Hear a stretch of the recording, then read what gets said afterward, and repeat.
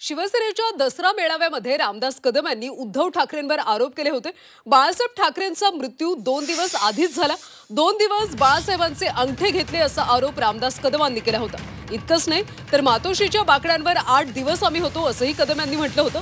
या कदमांच्या वक्तव्याचा अनिल परब यांनी चांगलाच समाचार घेतला। 2012ला कदम कोणत्या बाकड्यावर झोपले होते त्या बाकड्याचा मी शोध घेतोय असं अनिल परबांनी म्हटलं।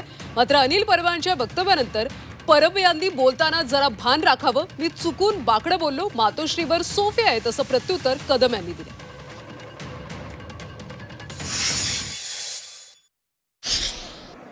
उद्धव ठाकरेंना शिवसेना प्रमुखांचं नाव घेण्याचा अधिकार आहे का? आता बाप म्हणून नाव घेऊ शकता, राजकीय दृष्ट्या म्हणतोय, सॉरी, आता पुन्हा थोडंच मीडियामध्ये येईल। शिंदे साहेब, मला एक विनंती आहे तुम्हाला, शिवसेना प्रमुखांचं निधन कधी झालं? शिवसेना प्रमुखांचं निधन कधी झालं आणि त्यांची बॉडी किती दिवस मातोश्रीवर ठेवली होती कळा माहिती? जबाबदारीने बोलतोय,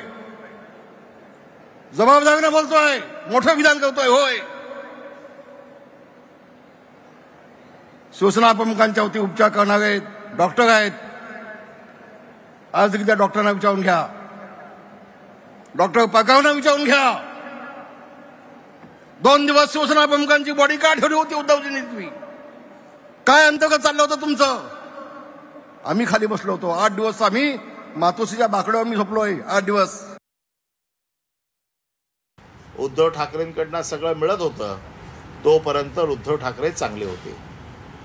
उद्धव साहेबांनी जर काय वाईट केलं असतं आणि तुम्ही जे स्वतःला मराठा स्वाभिमानी समजता, तुम्ही त्याच वेळेला खरं पक्ष सोडायला पाहिजे होता आणि सांगायला पाहिजे होतं की मी अशा माणसाबरोबर काम करणार नाही। 2012ला रामदास कदम कुठल्या बाकड्यावर झोपले होते हा बाकडा मी शोधतोय। मातोश्रीवरती असे कुठल्या बाकड्यावरती कोणाला झोपायला देत नाही। काय बोलतो आपण? तुला भान पाहिजे, कुठल्या बाकड्यावरती रामदास झोपला होता? तू बघणार, तू कोण होतास का त्यावेळेला? अगं आम्ही सगळे नेते बाहेर पडल्यानंतर तू आता मातोश्रीचा मालक झाला असणार तर तू होतास कोण? काय संबंध तुझा होता तिथे? हा एक गोष्ट होती तुझ्या बाबत, मला वाटतं बाळासाहेबांचं मृत्यूपत्र झालंय त्याशी आपला काय संबंध असावा कदाचित, असं मला वाटतंय। आणि म्हणून आपण काय बोलतो थोडं भान ठेवावं। अरे मातोश्रीमध्ये सोफे आहेत, ऑफिस आहे आतमध्ये, आतमध्ये सोफा आहेत, 2 सोफे आहेत समोर आतमध्ये। एका मी काय नवीन माणूस आहे? नवीन माणूस आहे मी? पुन्हा सांगतोस तू? आता मी सोफ्याच्या ऐवजी बाकडं म्हणलं असेल, आहेत ना सोफे आतमध्ये, आहेत ना।